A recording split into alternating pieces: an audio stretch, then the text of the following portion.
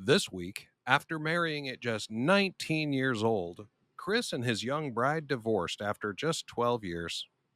He was heartbroken, but they remained friendly and were great co parents to their two children. He was single, and he was happy. Fast forward 12 or 13 years, and Chris goes on a Tinder date that changed his life forever. And trust me, the change is not for the better. Welcome to My Crazy Divorce.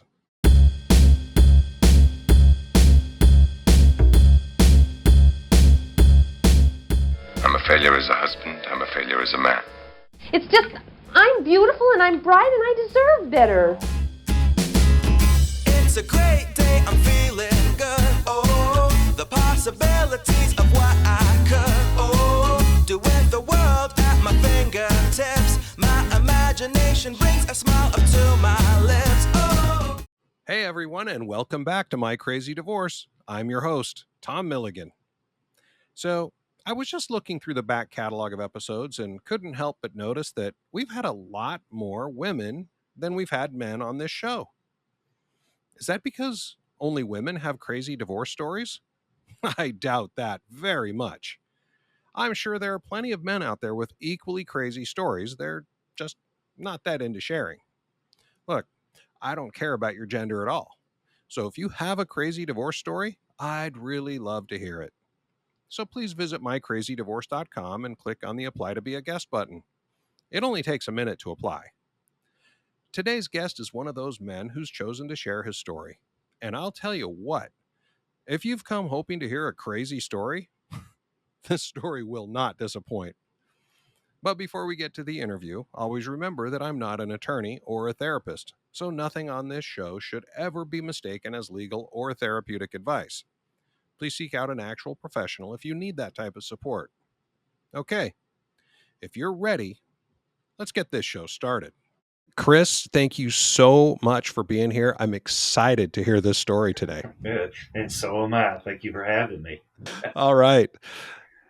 So just so everyone's aware out there, Chris and we talked the first time probably 4 or 5 weeks ago, and he told me, obviously, a very abbreviated version of the story, and it is crazy. And so I'm excited to hear the detail today because, wow. Yeah. And let's start with, let's go like we always do. Let's start with where you came from. You just told me right before we started, you said you're a redneck. So I'm going to, you said my redneck ass, I think is what you said. So yes. let's start with that. Where were you born? Well, actually I'm adopted. So I came from Catholic Charities and, yes, that's a whole new band, ain't it? So yeah. Yes. I'm adopted. It's a great parents. And they've raised me from a baby to what I am now. Well, that's great. So where they raised you in the South? Let's hear about where did you grow up? I grew up in a small community, Loretto, Kentucky, just outside of about an hour south of Louisville, just on a farm. Wow. So so you really did grow up on a farm. That's yes. like the true redneck. Oh yes, tobacco, cattle, the whole 9 yards. Yes, you're exactly correct. Wow, you don't hear that very often anymore. So, were you the only child then? No, I have a younger sister. She too is adopted, but not blood related to me either. So we're both adopted from separate families. So. Oh, great. And are you close to her still? Yes, we actually live probably a quarter mile from each other on the farm. She lives on one end of the farm and I live on the other. Oh, wow. Yeah. Wow. So you really have stayed close. And are your parents still with you? Yes, both of them still alive. They're both, they probably live a couple of miles from us, and they're in their mid-70s. Yeah. Still going at it. Okay. So let's learn about Chris in as a young man. So you've got this sister, you've got these awesome parents that have adopted you. Were you like a hellion growing up, or were you just the good boy? Oh my God, the stories they tell. I was hell on wheels. They used to I was hard to control. So yes, I was a hellion. I was a hellion as a child, big time. So you aged your parents more than your sister? Oh, probably pretty equal on that. I ain't gonna say more. Probably pretty equal. So, but I gave them a heads up. But yes, my parents are amazing. They've been I, married probably 55 years now, 56 years. I think my parents were married, I think 54 years when my mom passed. Oh So it wow, would be getting close to 60 years now. wow, If, if she were still alive. My dad will be 91 in 2 weeks. wow. So they're way up there. Yeah, wow. That's cool. Divorce doesn't have to be complicated. Our Divorce.com's 3-step procedure provides a simple and affordable process that you can follow at your own pace. Save thousands by visiting ourdivorce.com today. All right. You went to high school. Did you play sports? Anything exciting about high school? Not in high school. I played sports all the way up until middle school: baseball, football, and basketball. Now I got to high school, it all kind of fell to the wayside because I was a scrawny little kid in school.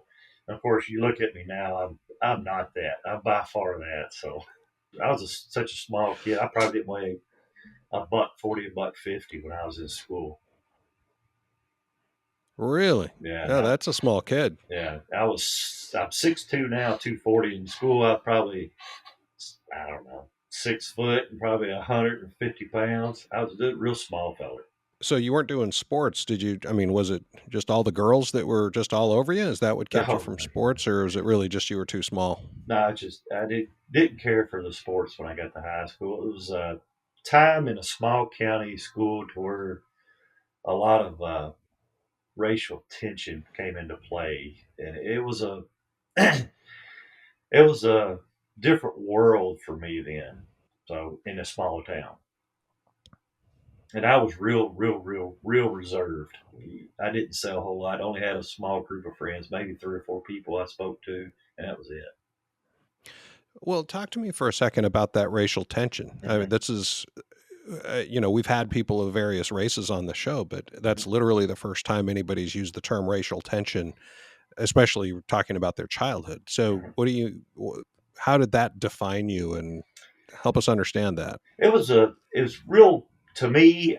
My parents didn't raise me in the way to in an interracial tension um, situation, and I didn't know when I run into a lot of that in school. You'd have a lot of the blacks and whites. They would separate themselves, no different than what you would see back in the early what 60s, 50s, and 60s.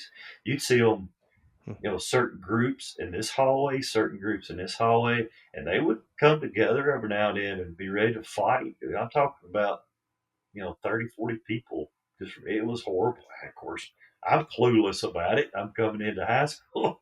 I don't know what the hell's going on with it back then. So it was a rude awakening coming from my small enclosed area to something like that. It was quite enlightening. It's like, what's going on? I didn't have a clue. So basically, you're saying you were raised to be, hey, yeah, we're all just people, Yeah, and now all of a sudden you get to high school and it's wait, there's black and white, and you can't mix. that's the way that was seen back then. But I wasn't raised that way. We was all we're all human. Well, I'm glad to hear that, and kudos to your parents Mhm. for, I don't want to say sheltering you, but at least teaching you the right way to Yes. see life. Hmm. Um, um, I mean, there's just no excuse for that. Yeah. So And a good lot for you, and good for your parents. and a lot of people peg me for that way, just because of my way I talk, and where I'm from. A lot of people just automatically label me as being someone like that, but I'm not.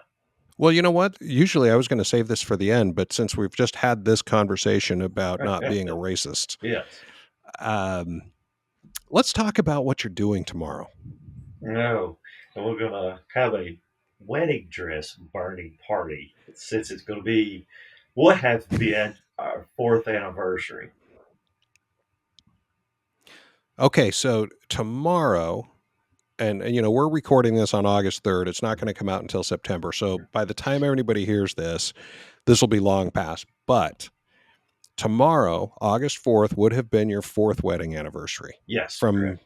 the woman that we haven't even met yet in the interview. Yes.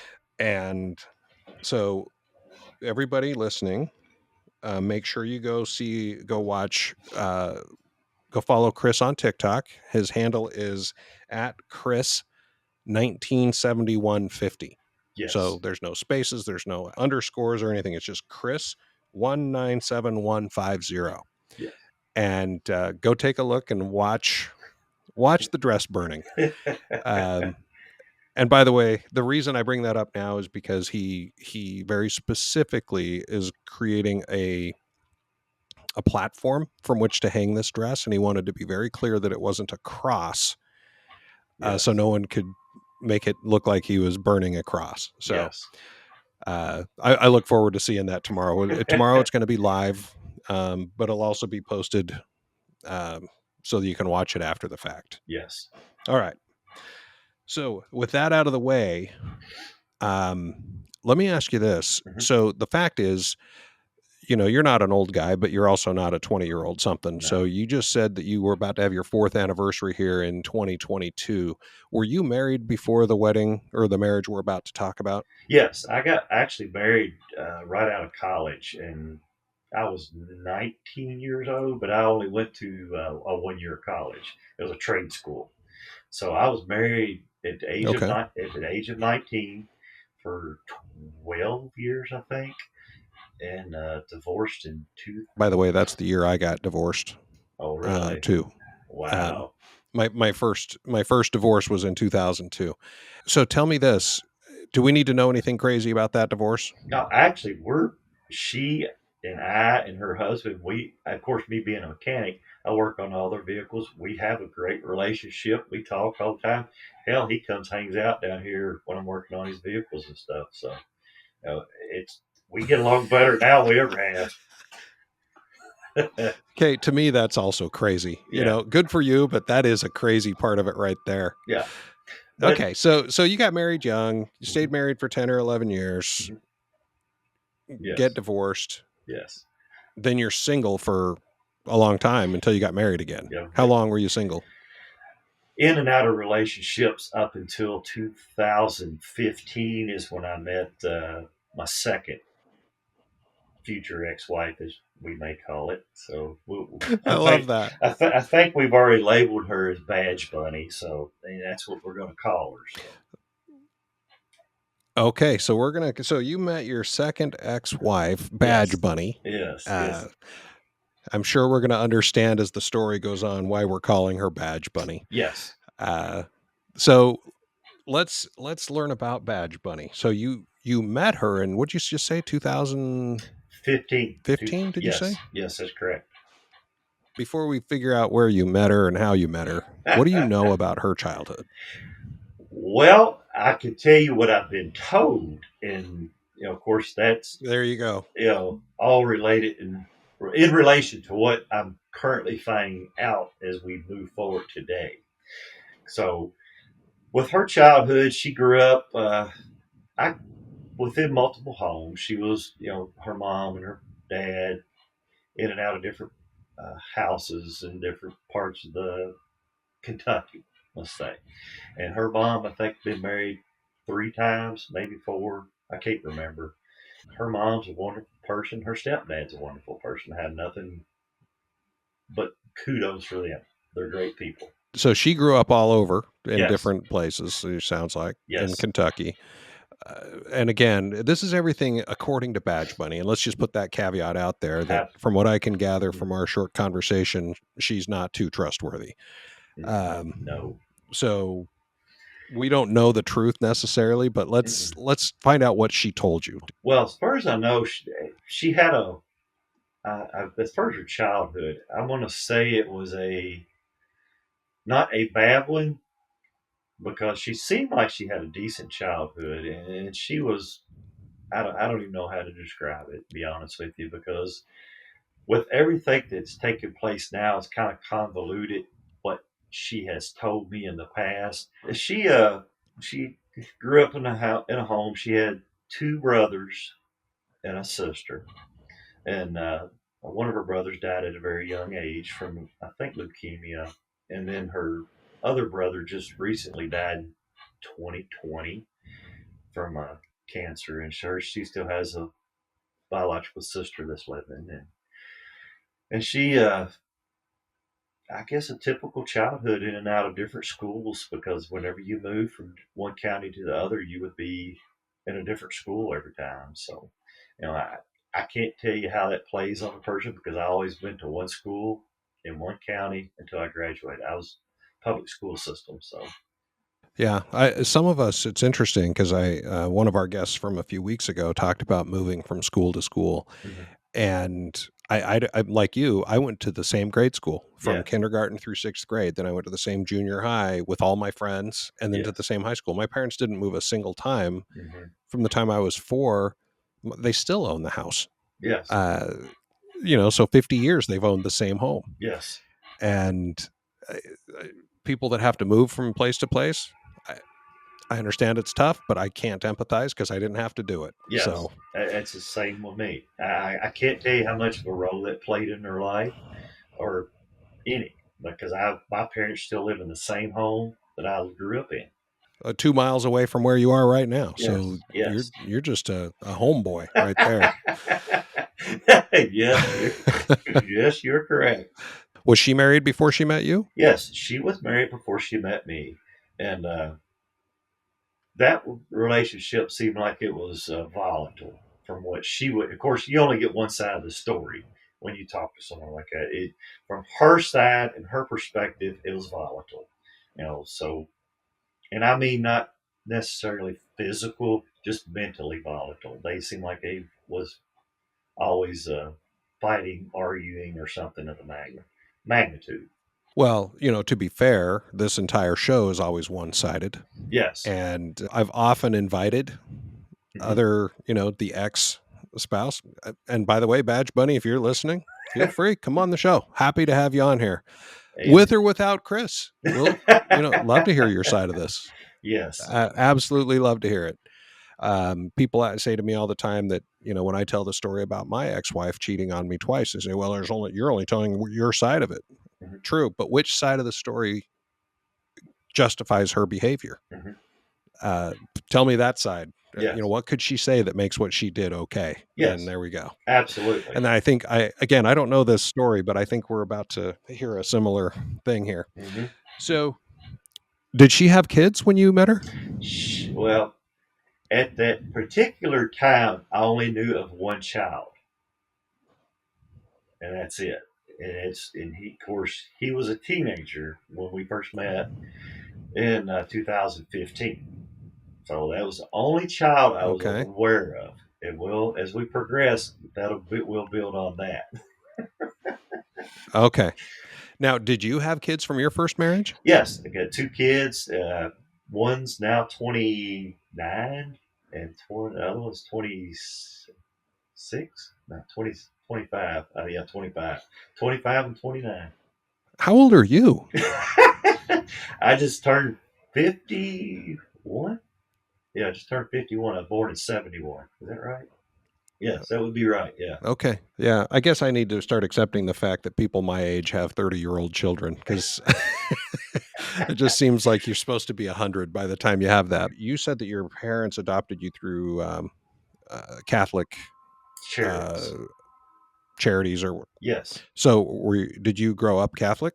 Yes, I did grow up Catholic, and I was someone, my parents had me at church every time the church doors were open. It was definitely Saturday or Sunday nights. But as I grew up and they put me in, I was in the church, became an altar boy.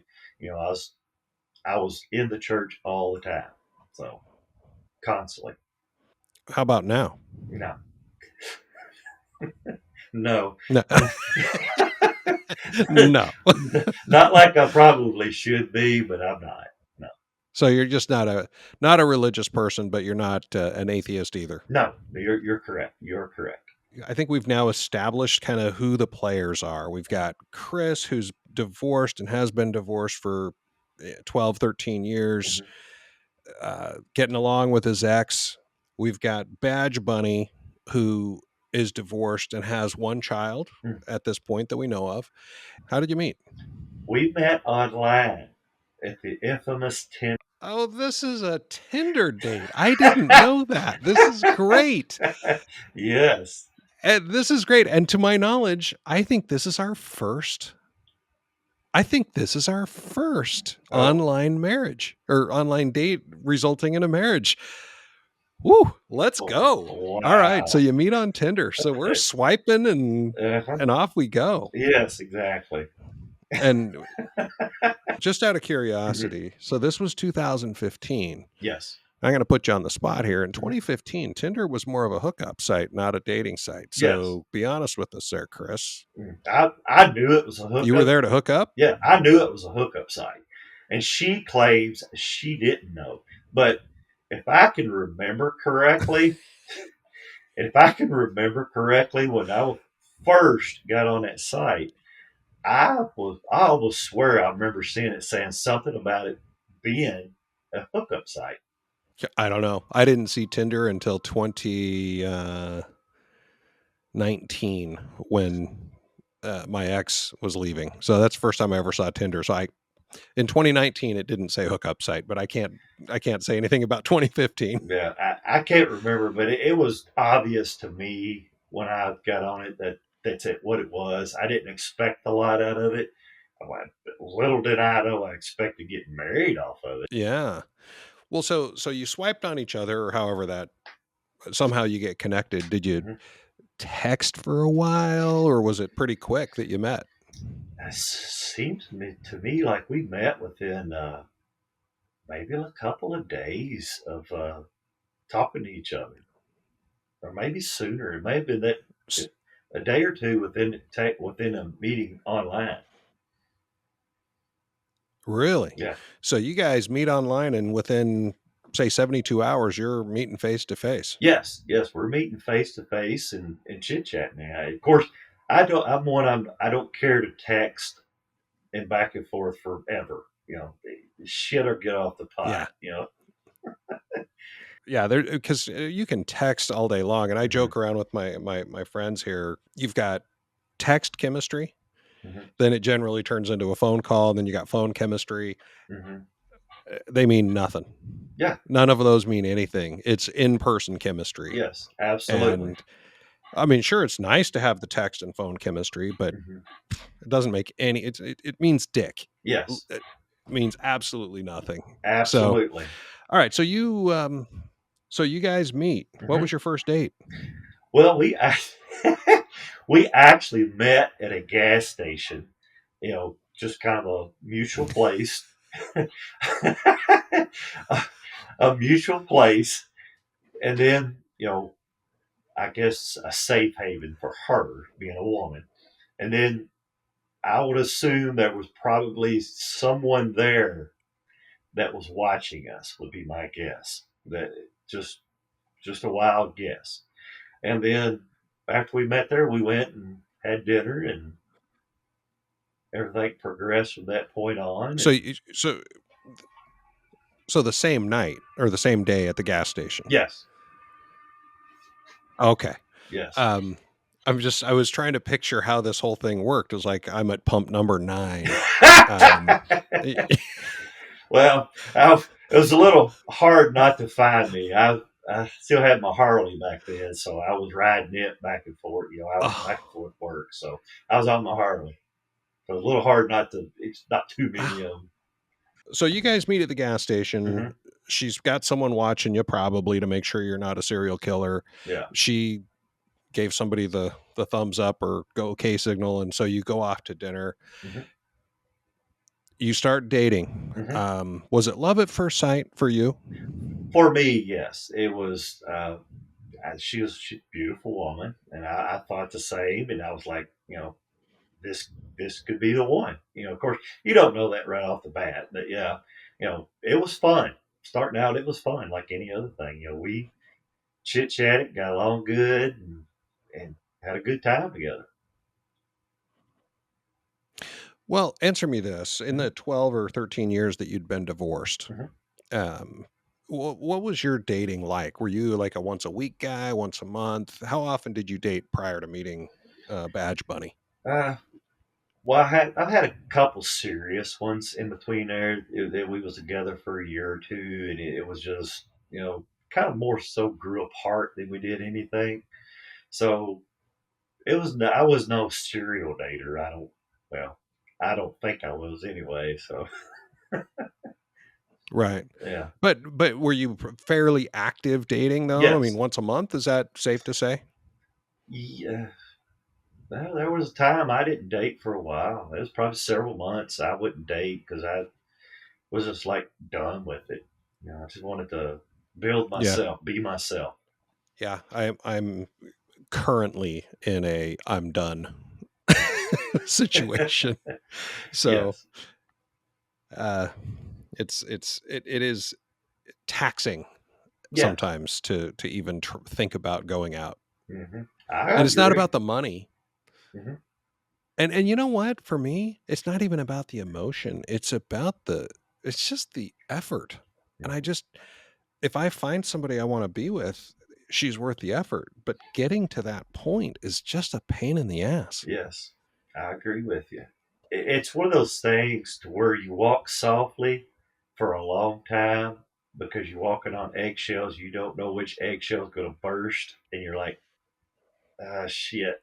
Well, and it's funny. I don't know about you. I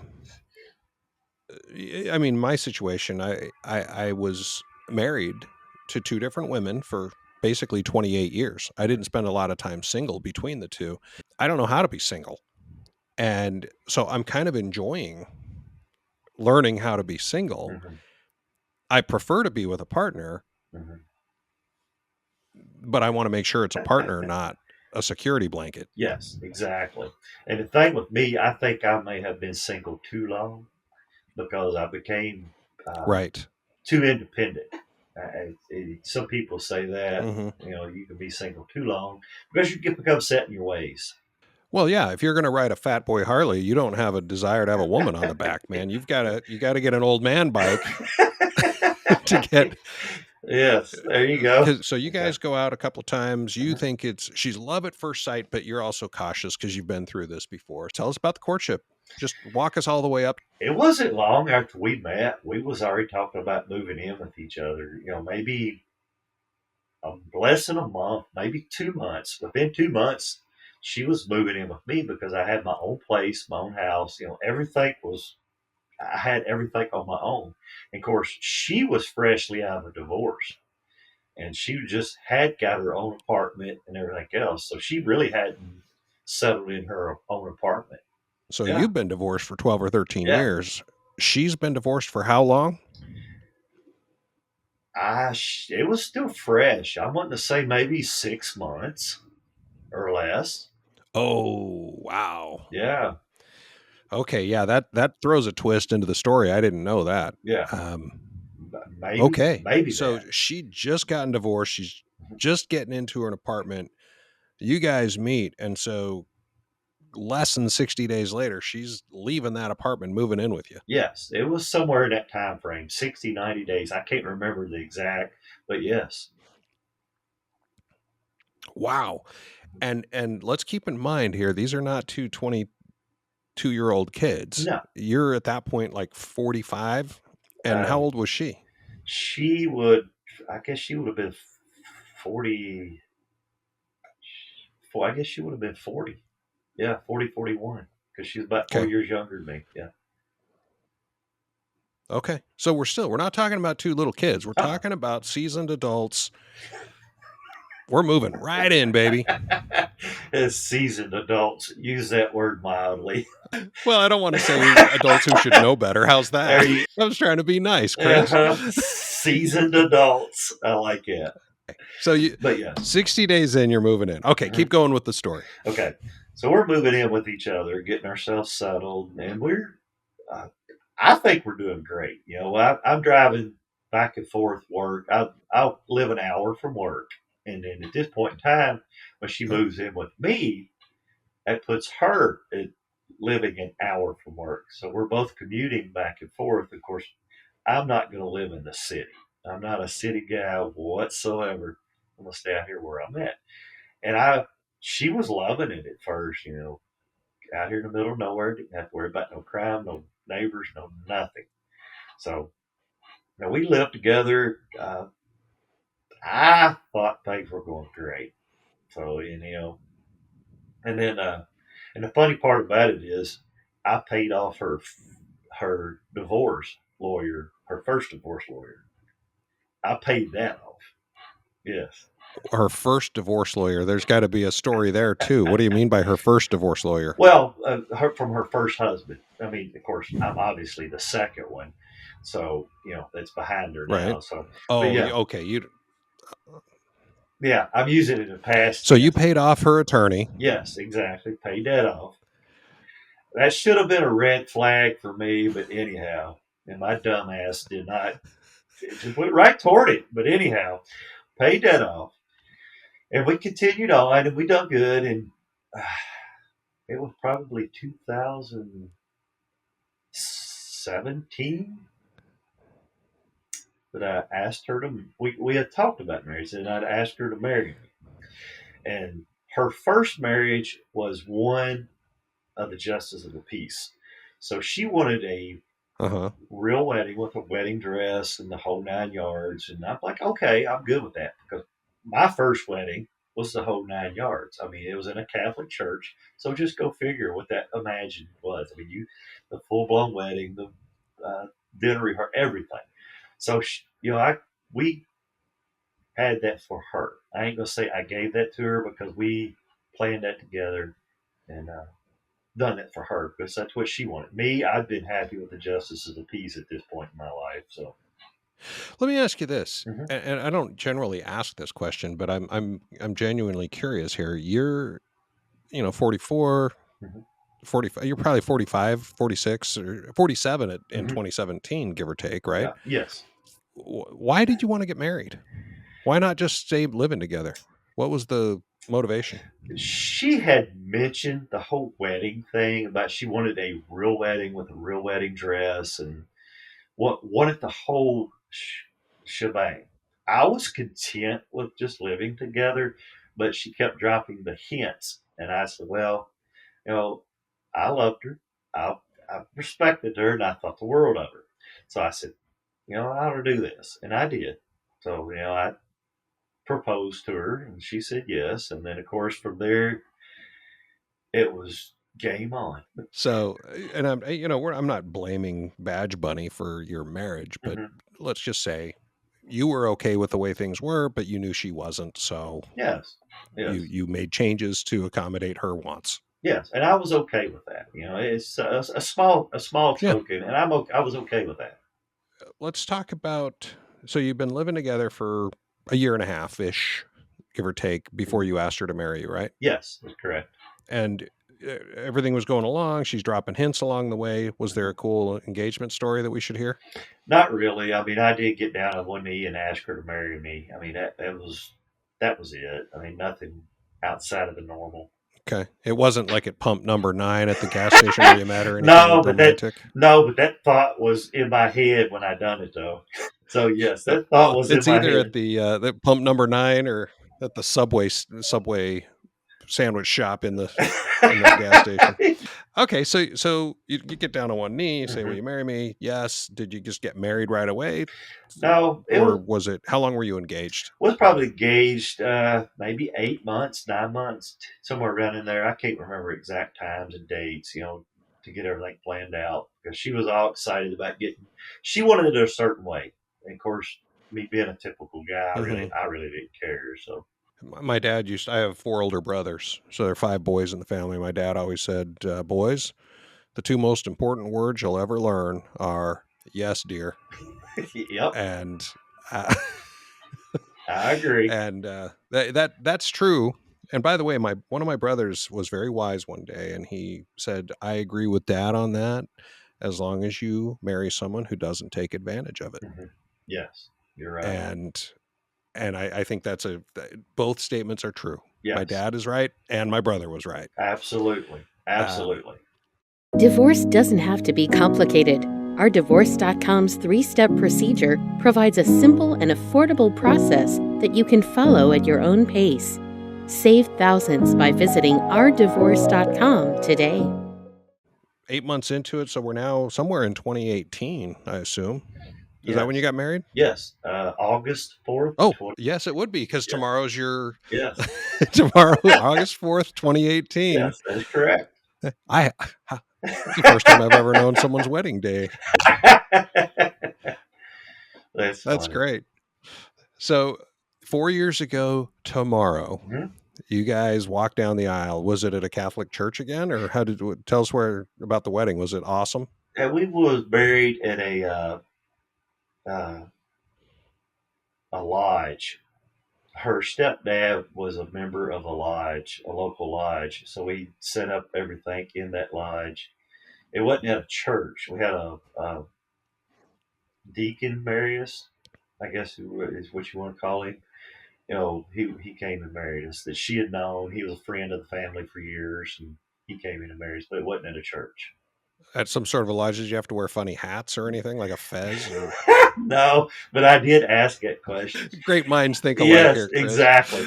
And I did get to ride my Harley there, but she didn't ride with me.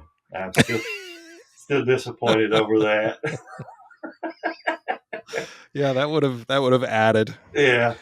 Okay, so you get married at the Mhm. local Moose Lodge or whatever it is. Did you go on a honeymoon? Yes, we did. We went to Pensacola. We went down to Pensacola, and Really? yes.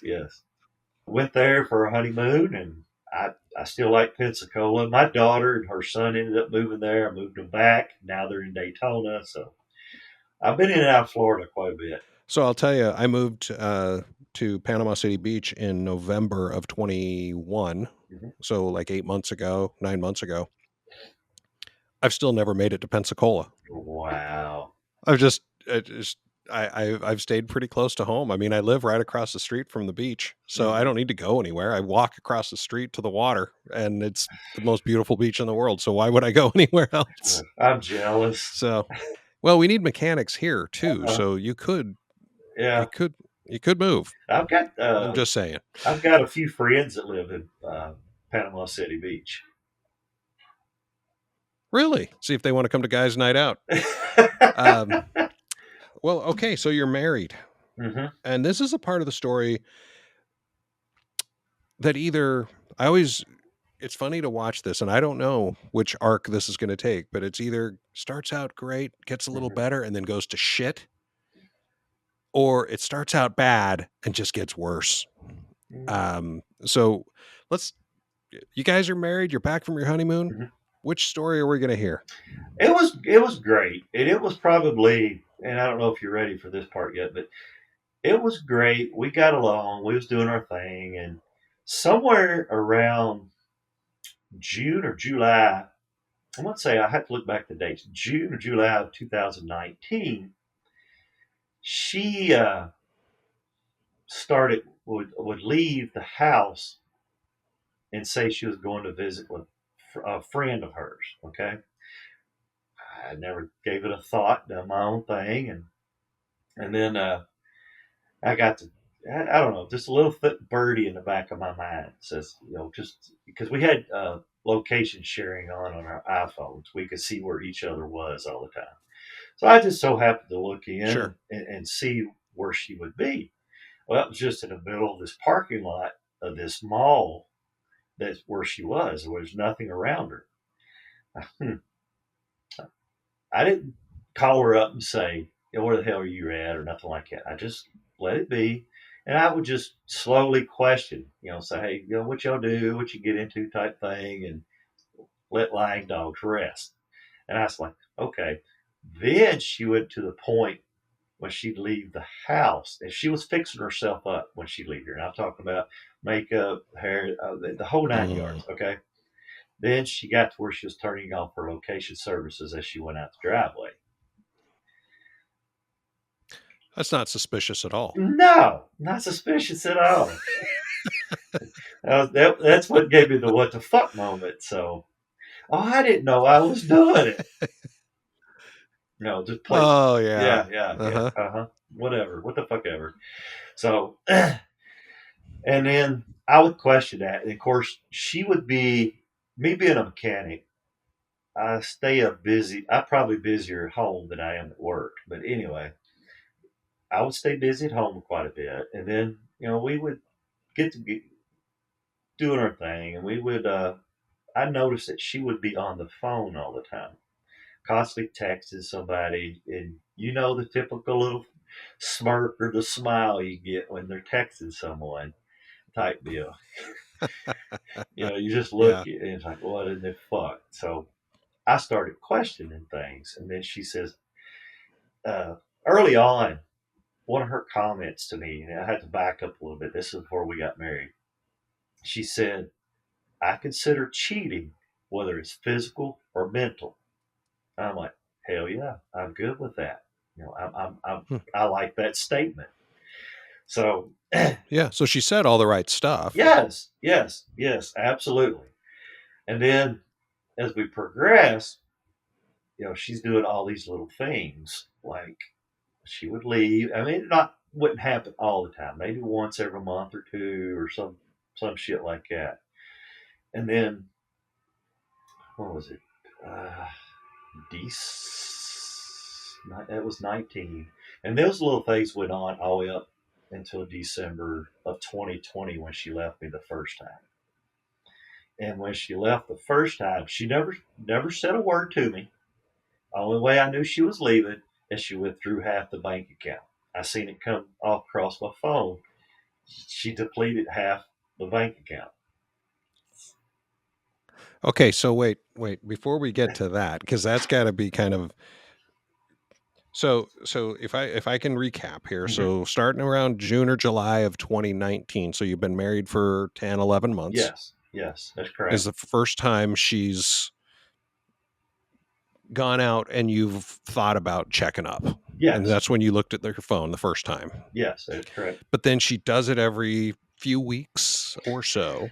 She leaves, turns off location services or whatever it is called. Yes. Yes. And you're suspicious. Yes, that is correct. I get suspicious about it. And then that kind of falls to the wayside. It doesn't happen again for a little while. So it kind of, the texting and the phone calls and stuff like that always happen. But nothing as far as the leaving and the turning off location services.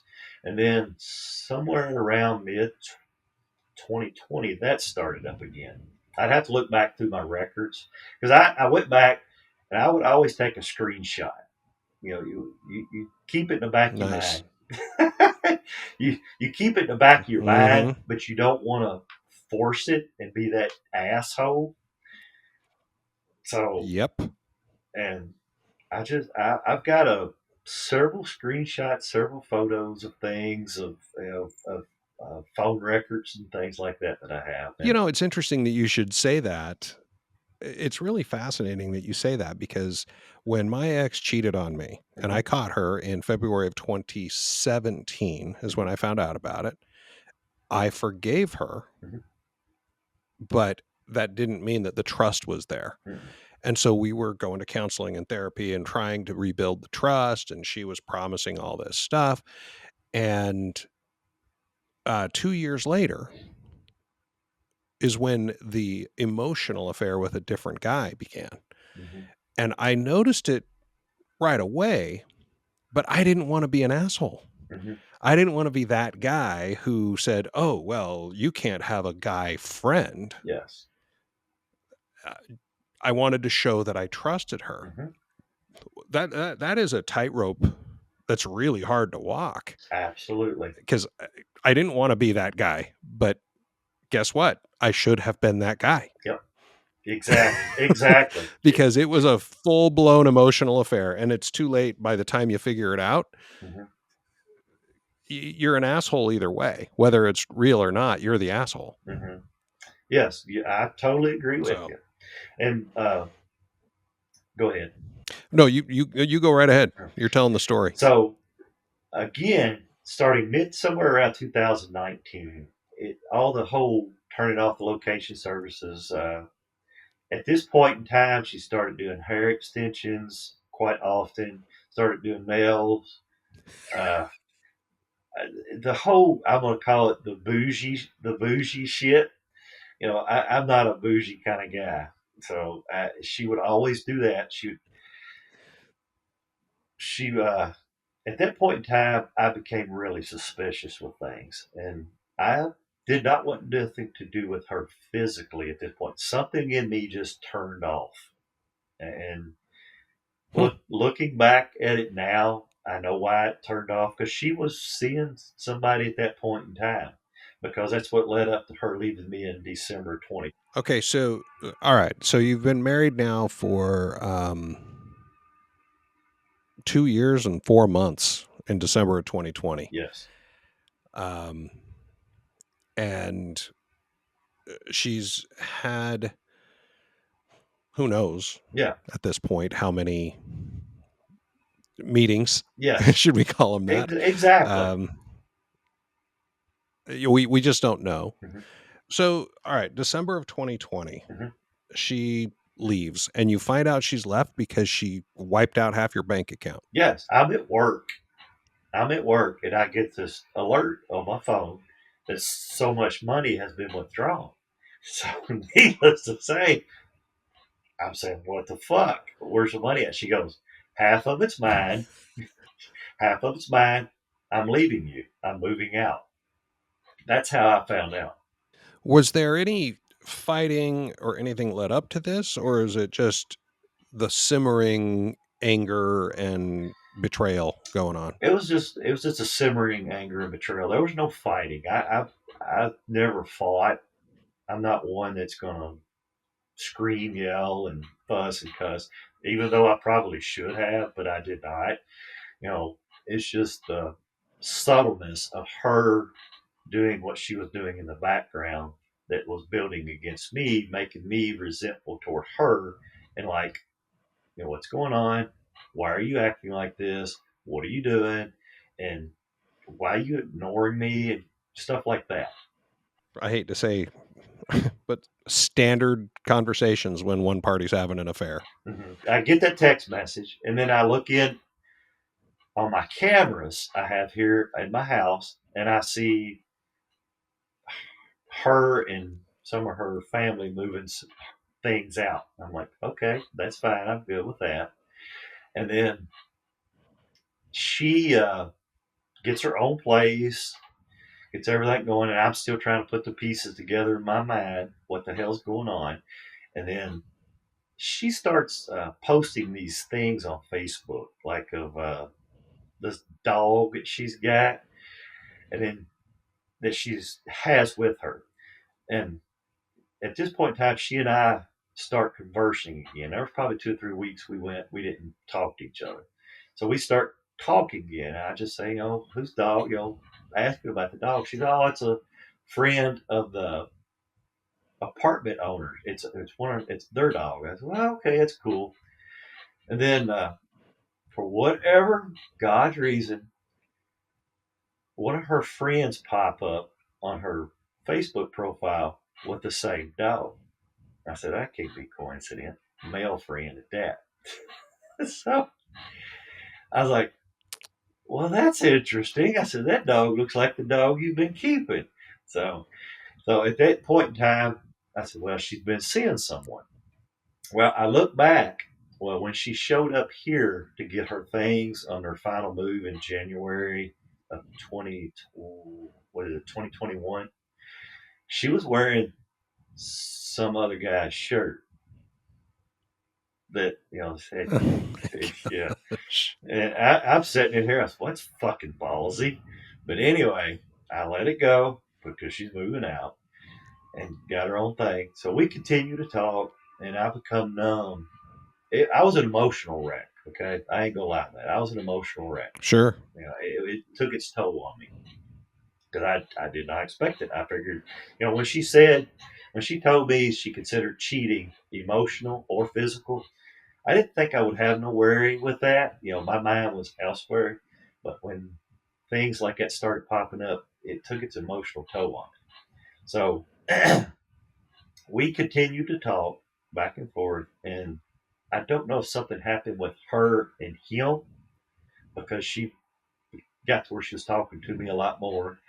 We started, she started, well, you're becoming the guy I fell in love with. That's the old you.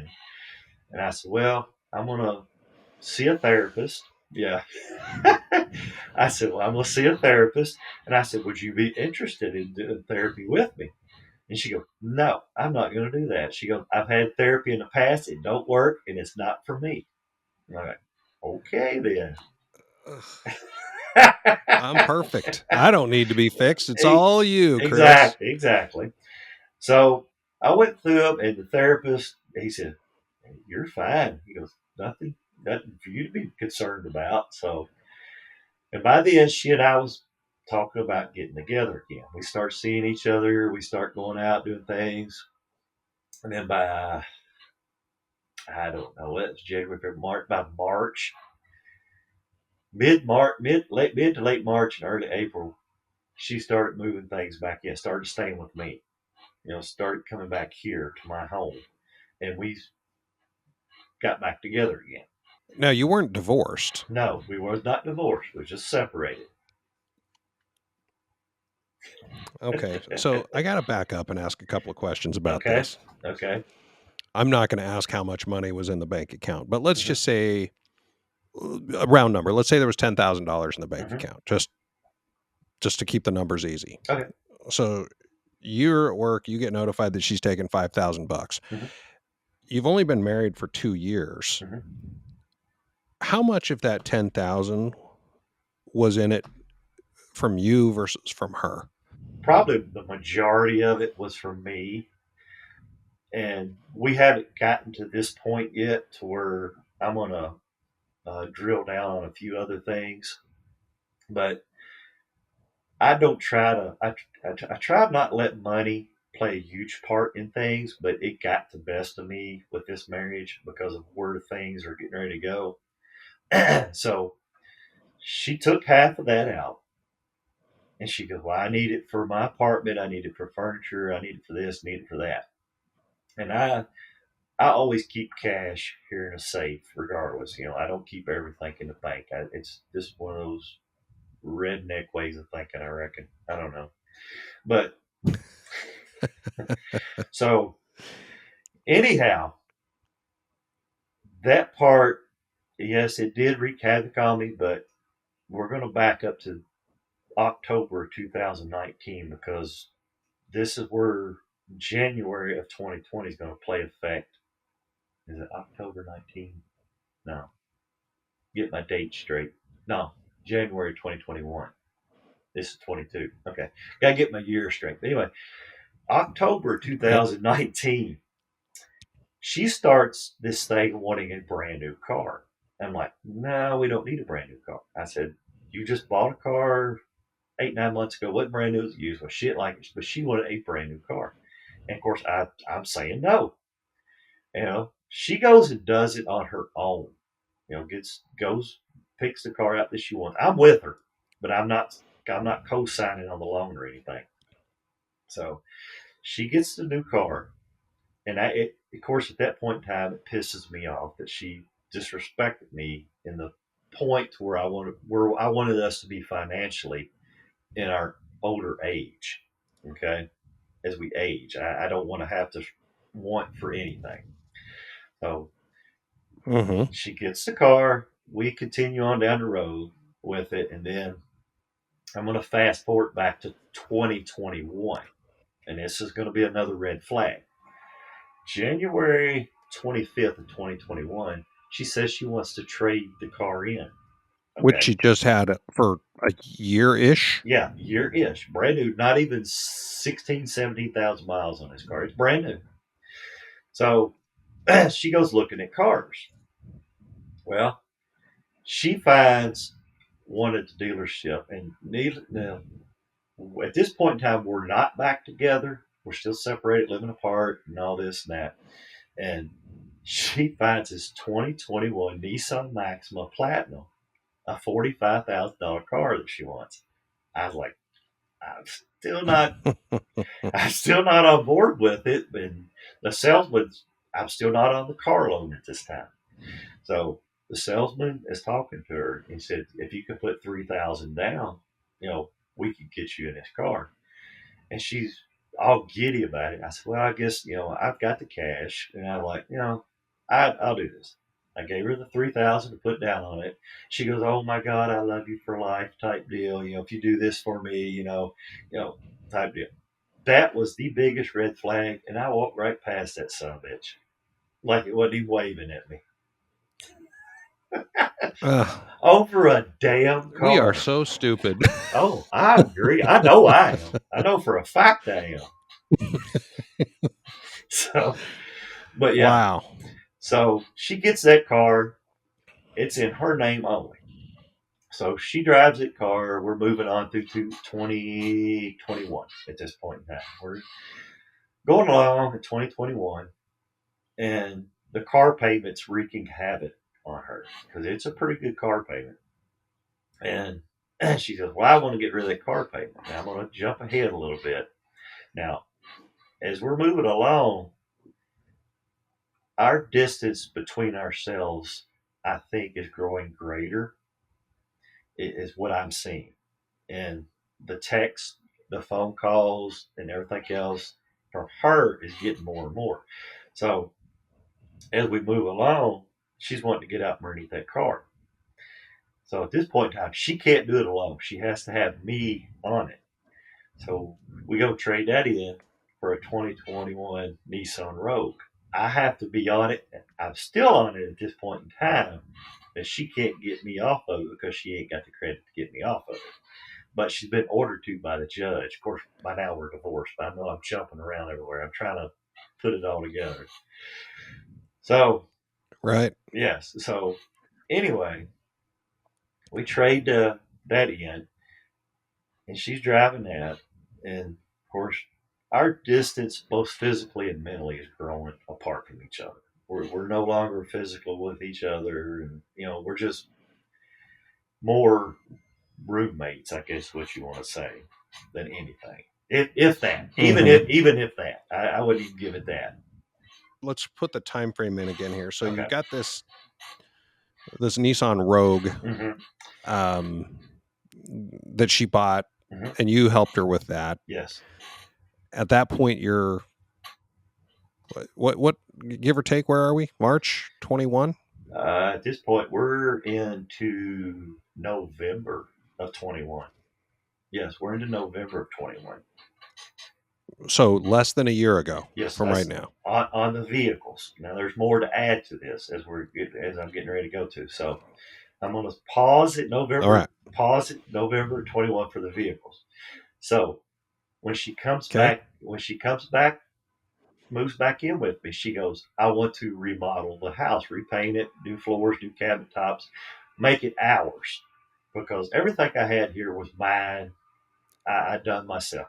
And I'm like, I'm okay with that. The house I built in 06, it could use a little. My dumb ass said okay. So I'm thinking, I want to do this a little at a time, pay cash as we go. But that wasn't good enough for her. She wanted to do it all at once. So I take out a home equity line of credit to do this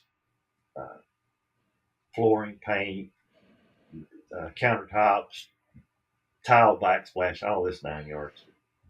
So she says, well, since we're at it, this home equity line of credit, they give us this limit. I ain't going to say how much. Well, I probably will here in a minute. She goes, can we pay off this credit card that I have that's maxed out? And I go, what credit card? And she had maxed out a credit card when she had moved out on her own. So she took the cash out of your joint account and maxed out the credit card. A credit card that she got that I knew nothing about. It was her own bit. She done it on her own. Maxed it out. And I'm like, okay, we'll put that in there. We'll have to double down on get rid of this shit because I don't like being in debt. So we put that on the home equity line of credit, and this is raked up there pretty good at this point in time. And we've got a new vehicle, which she's upside down in. Probably by at least $12,000 upside down from as many trades that she had done. A home equity line of credit that Mm-hmm. she's run up, paid the credit card off within that home equity line of credit. Uh, and the whole time, I don't get the feeling she was with me. Is what I guess I'm trying to get. Like we're growing apart.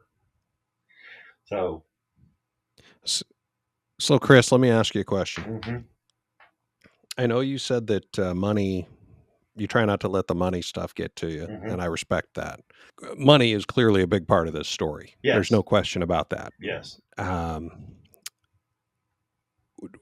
do you look back now? Here we are, a year or two after all this came down. Do you see yourself basically buying her love or trying to buy her love? yes, yes. I see that. That was the major red flag. I should have just said fuck it when we was at that Nissan dealership and she was getting that Maxima and she goes, I love you forever if you do this. I should have just marched my ass out and called someone to pick me up and went home. That's what I should have done. Oh, yeah, but she said all the right things. Yep. She hugged you, kissed you. I Yeah. love you forever. Yes. And all it cost you was $3,000. Yeah. And yeah. Right then and there. Wow. Yeah. Well, little did you know, right? It was going to cost you a lot more, but Oh, that was a small price to pay. yeah. That should have been my cue to walk the hell out. But I didn't. I was dumb. Yep. Once bitten, twice shy. Yeah, we all are. So, yeah. Okay. Well, so now you've got this big home equity nut. Yeah. Yep, we got that. And in my mind, I'm thinking we're together for, we're partners in this. We're going to knock it out. We're going to, build everything up, because I don't want to work for the rest of my life. I want to be sitting somewhere on a beach. Boy, nice warm beach. I'm okay with that. But she doesn't see it that way. She doesn't see it that way. Now, I'm going to fast forward to this year because everything else in between is kind of mundane. It's the typical, we are not physical with each other. We're just tolerating each other at this point in time. And my daughter and her husband are getting ready to move down to Daytona. And we're planning this all out. And I said, go ahead and get us an Airbnb and we'll make it a little small vacation for us. And we'll, because I'm going to drive the U-Haul down. My kids are driving their vehicles loaded and I'm going to take the U-Haul down. Well, 2 weeks prior to me leaving, I said, what about the Airbnb? She goes, I'm not going. I go, you're not going? I go, what do you mean? She goes, well, I'm not going. I said, okay. So I get my own Airbnb. Me and my son, we're going down together, get my own Airbnb, get that taken care of. And at this point in time, things are getting really rocky. I guess you could say I'm seeing the writing on the wall. But as I am in Florida, she calls me up. She goes, I'm going to take her son, her son's girlfriend, their little kid to the aquarium. I said, hey, that's great. It's awesome. You get out and do something with your kids. Well, I see the charge come through on the card. I said, well, that seems like a little expensive just for them. So I go through adding up the math. So the math was for 4 adults. The math was for 4 adults and 1 child, and it should have just been for 3 adults and 1 child. Were you suspicious? Is that why you checked? Or Yes. are you just that? Yes. Are you being extra cautious because of the home equity line? Or are you always like this about paying your credit card? I was suspicious about that because I'm like, she didn't say anything. That shouldn't have been that much. Now, I'm not a total idiot, so I'm suspicious about it. And so I asked her. She goes, it was for my mom. I go, oh, okay. Her mom went.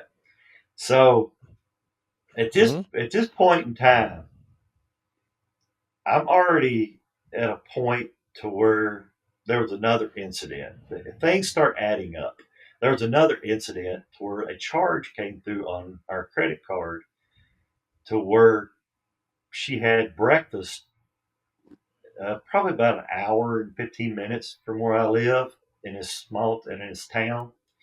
And I questioned her about that. She goes, me and mom went to breakfast. And I was like, okay, because she said she was spending the night with her mom. But little did I know at that time she was spending the night with her boyfriend. Okay. Yeah, so we're coming up to affair number 2 that I'm aware of. So, so at this point in time, and a lot of this I find out later. So I'm starting to go through these. I said, well, fuck it. I'm going through the phone bill. So I start going through the phone bill. I start calling Mm-hmm. all these phone numbers that I don't recognize. I just start calling these motherfuckers. I said, I'm gonna find out who's who. I don't care. There you go. I don't care. I've had a few drinks in me at midnight. I don't give a fuck. So I start calling these people, and I talked to one guy out of Indianapolis. And granted, I am probably 3 hours, 2.5, 3 hours south of Indianapolis. So I talked to this one guy. He goes, well, I met her on Zoosk. You met her where? And of course, I didn't know what Zoosk was at the time.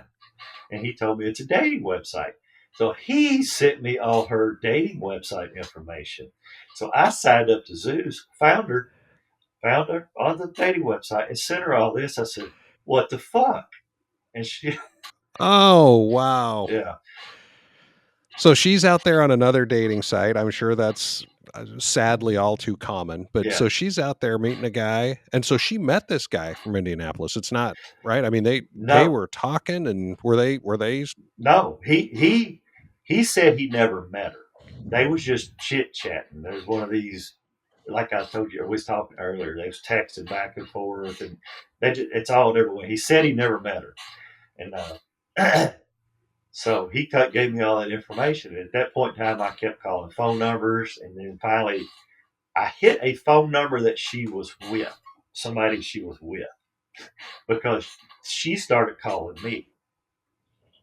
She goes, quit calling. Like literally at that moment in time, Yes. she was with them. Yes. At that moment in time, she says, quit calling. But she goes, quit calling people. I said, fuck you. I'm going to keep calling. I'll call all night long. I don't care. So, and I did. At that point in time, it was done. I filed for divorce while I was still in Daytona. That Monday morning rolled around. I called, of course, this is before I knew about our divorce, that one. I called one of the local ones up here. It was they done uncontested divorces, and I said, "Do you have any reason to contest me on anything?" She goes, "No." She goes, "We'll use the same group of people who will do an uncontested divorce." And I was like, "Okay, I'm good with that." So at this point in time, my mind is in overdrive. I'm thinking, this bitch is in love. She is love struck with this guy that she's with. So I use that kind of to my advantage. Yeah. So it's hard. It was hard for me to keep my cool around her because when I came back from Daytona, she was here. I had a friend of mine pick me up at the airport, me and my son. He brought me home because I didn't want to be around. I didn't want to ride home with her. And I came in and I said, "Why are you here?" I said, "You need to find you somewhere to go. I don't want you here. We're done." And of course, she stayed here a few more nights after that until she finally moved in with a friend of hers. It wasn't a guy friend; it was a girlfriend that I knew she'd lived with before. And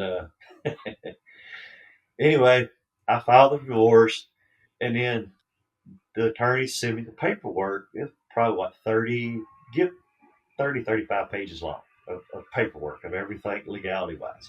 I email it to her. And she looks at it because we done sat down. We got together, sat down, and agreed on what she was going to take the rogue. I was going to keep this. We agreed on everything. I sent it to her. I said, read over it, make sure you're okay with it. Within maybe 15, less than a minute later, she sent back, she said, I'm okay with it. I'm like, she didn't even fucking read that son of a bitch. Wow. Yeah. I said, she didn't even read that son of a bitch. So that was March the 24th of this year, of 2022, that I filed. And by April the 25th, it was final. So it was like 3.5 weeks later, the divorce was final.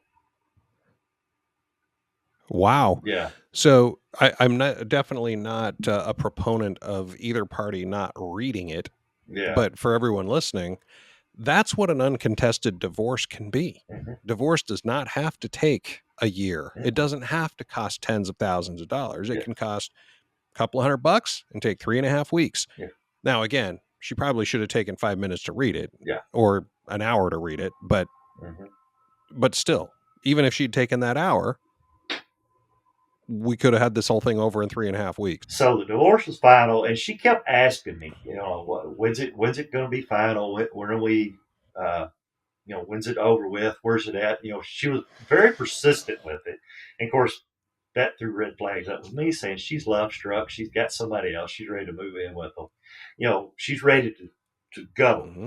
So when I told her that the divorce was final, I was walking into my grandson's baseball game. I told her the divorce was final. 2 days later, she starts posting pictures of her and her new man on Facebook. 2 days later. I'm like, Okay. yeah.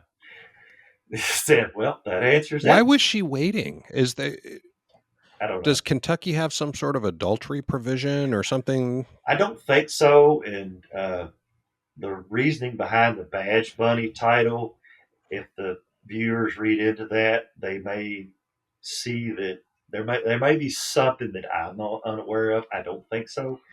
But, with him being who he was, there may have been something in that aspect that I don't know.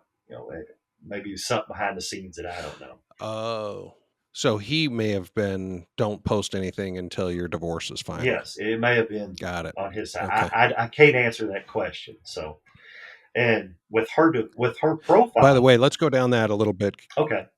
Because you started going down the Badge Bunny thing. Mm-hmm. But you started to mention, so why we're calling her Badge Bunny. So now is a good time to talk about that? Yeah, because she likes to run off with cops. So boyfriend number 1 was a cop, Yes. and now boyfriend number 2 that we know of is also a cop. Well, he was boyfriend number 2. I'm getting ready to tell you a story behind that. So, okay. So at this point in time, I want zero to do with her. I don't care to talk to her. I don't care to see her. I don't care. I don't even want to know if she breathed the same air on the same planet that I live on.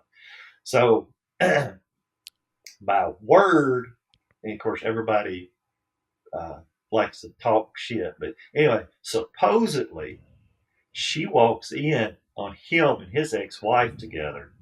He was cheating on her with his ex-wife. Well, what comes around goes around. Yep, and that came around really fast. So yeah, so that needless to say, the pictures came off Facebook. It was instantly off Facebook. Everything was instantly off Facebook from that point. Of course, I already had what I needed, from seeing it. But yeah, she pulled all that down almost instantly. Wow. Mm-hmm. Well, that's interesting. So just out of curiosity, here we are, a year later, whatever. Are you guys still on Facebook friends? No. This is another caveat behind this is when she moved out the first time, she went and got a puppy, another dog. She had 2 dogs here that she just left behind. She went and got another dog. Well, in Kentucky, what is in your possession at the time of divorce is considered yours. What property is yours in your possession is considered yours. Well, in Kentucky, a dog is considered property. So, and I knew if this dog went with her, the dog wouldn't have a chance in hell. So I didn't let her have the dog. She wanted the dog. So she instantly deleted me off Facebook, blocked me from everything. I mean, she went total tyrant over it. I didn't give a fuck. Whoop-de-doo.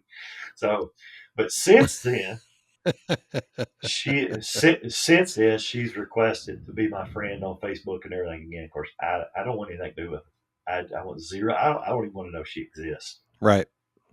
I'm still that angry that That's a smart man there. That she took me through the cleaners, and I'll throw the total figure out, including the cars, was within a 1 year time period from us getting back together to us divorcing was almost right at $100,000 that she went through. That includes the home equity line of credit. That includes the car and the credit card that she run up and all that. It was $100,000 within that year. Now, when I filed for divorce, she was not supposed to take anything financially out. Any financial was supposed to be a joint effort of us both. Well, between March the 25th and April the 24th, she withdrew another $8,650 off that home equity line before I could get it shut down. So it was time said done. It was almost $100,000. So I often spout the statistic that the average divorce costs about $15,000, but that's in legal fees. Yes. Sounds like you guys only spent a couple $100 on legal fees. Yes. But the cost was 5 or 6 times that in other costs. Yeah. And it was really costs leading up to. And by the way, did you get your house fixed up? Or, did you spend the money on the... Yes. Yeah. I spent the money on the house. I mean, me being a typical guy, I was happy with what I had. So. Sure. So. But at least you have something to show for it. It's not all just paying off credit cards and stuff like that. I mean, at least there is something that you get to live in, and it's a nicer place. And even if you didn't care, it's a nice place. I agree. Yes, you're correct. Yes, you're correct. All right. So within the last 4 weeks since I talked to you, that's probably 4 or 5 weeks ago, a new piece of information. Why it come to me, I don't know. That she had given up a son at an earlier age. I don't know how early. I don't know the age of the son. I did see a picture of this kid, and I was like, oh, wow. So, but yes, she has another son from someone else. I don't know the full story on that yet, and I don't know if I ever know, and I really don't care, to be honest with you, but because that's over with. But there was the lies, the deceit, and the secrets that was kept through it all. So you're I'll call him your stepson, even though, you guys weren't married long enough to probably build quite a relationship with her son. Did he live with you guys? Yes. And he still comes around. Yes, he still comes around. I help him out.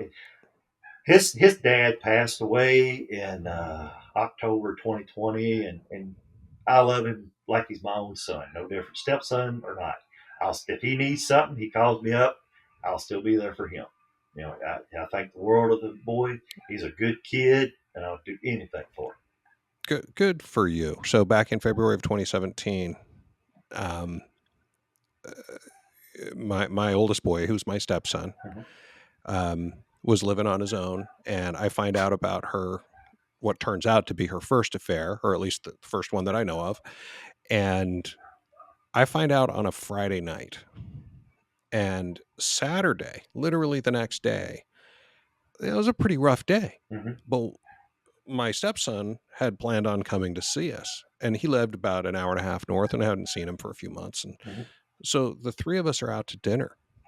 This is literally less than 24 hours after finding out about her affair. I am an emotional wreck.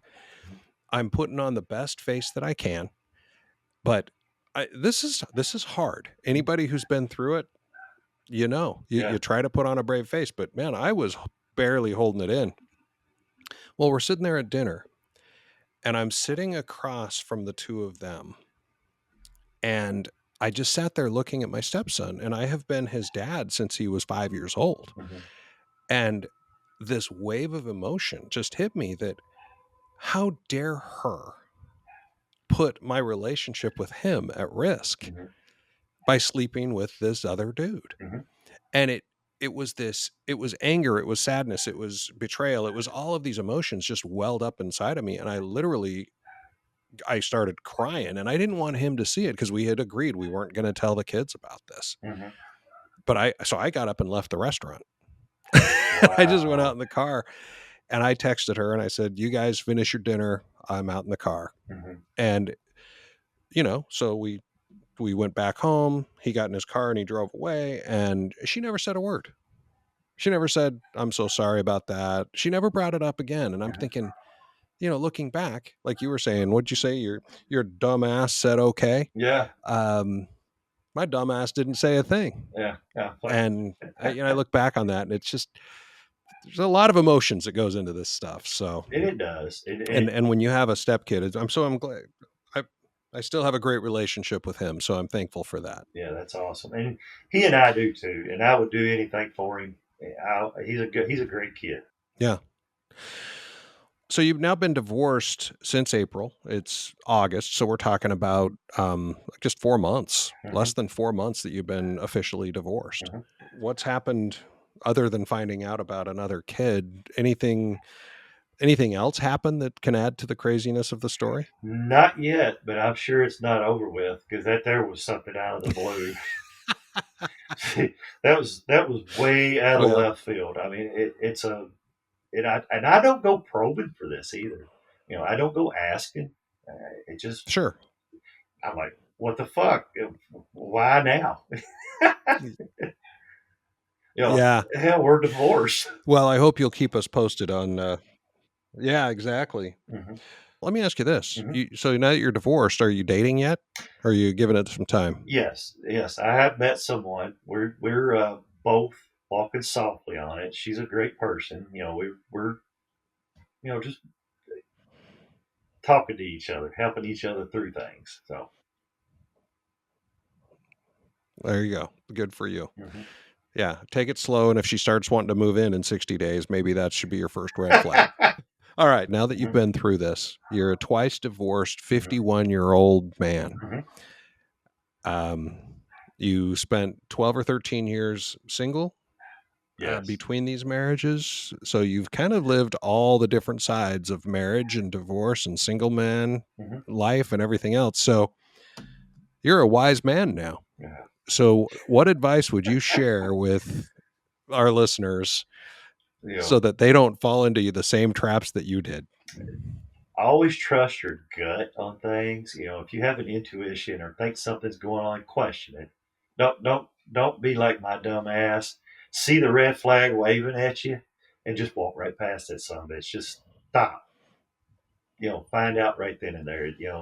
Yes, that I was at a weak moment in my life, but I should have manned up and said, "Fuck it." I should have just walked away then. I wouldn't have been going through the shit I'm going through, financially with her. But trust your gut on things.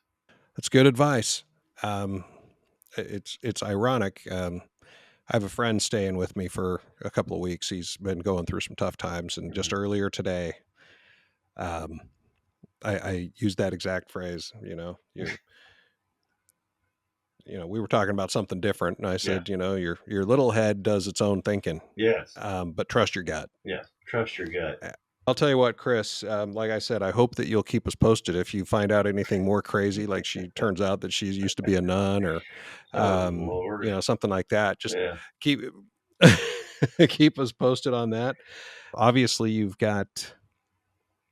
and I are in the same club, Hmm. right? I mean, those of us who've been divorced, we're all in a club. Those of us who've been twice divorced, man, that's a different club, and it's not a club anybody wants to be in. No. So, welcome to this club, and sorry to say welcome to you. Yeah. Yeah. I hear you. All right, well, I'll tell you what. Thanks for being here, Mhm. and thanks for sharing your story because I know it's never easy. Thank you, Tom, for having me. It was fun. Yeah, sometimes the simplest advice is the best advice. Trust your gut is some of that simple but important advice. It's crazy that Chris is still learning just how messed up Badge Bunny really is. I almost feel bad for her. Almost. I have a message to Badge Bunny and the ex spouses of all of our guests. Even though we don't know your names, each of you knows who you are, and it's not progressing.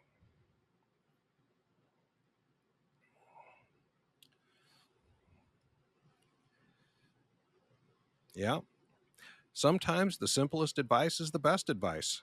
Trust your gut is some of that simple but important advice. Isn't it crazy that Chris is still learning just how messed up Badge Bunny really is? I almost feel sorry for her. Almost. I have a message to Badge Bunny and the ex-spouses of all our guests. Even though we don't know your names, each of you knows who you are, and you're welcome to come on the show and tell your side of the story. Just go to mycrazydivorce.com and apply like your ex already did. I'd really love to hear your defense. Before we go, if you liked our show, please take a minute and give us a 5-star rating on whatever platform you're using right now. It really helps us move up the charts. Thanks for listening. I hope you have an amazing week. Bye.